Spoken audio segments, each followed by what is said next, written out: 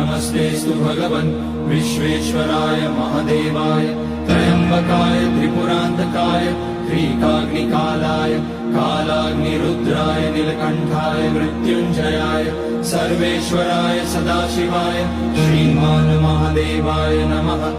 ॐ नमः शम्भवाय च मयोपवाय च नमः शङ्कराय च मयस्कराय च नमः शिवाय च शिवतराय च। ॐ त्र्यम्बकं यजामहे सुगन्धिं पुष्टिवर्धनम् उर्वारुकमिव बन्धनान् मृत्योर्मुक्ष्यमामृतात्।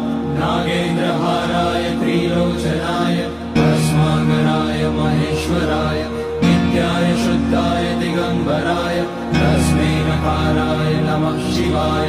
मन्दाकिनी सलिलचन्दन चर्चिताय नन्दीश्वर प्रमथनाथ महेश्वराय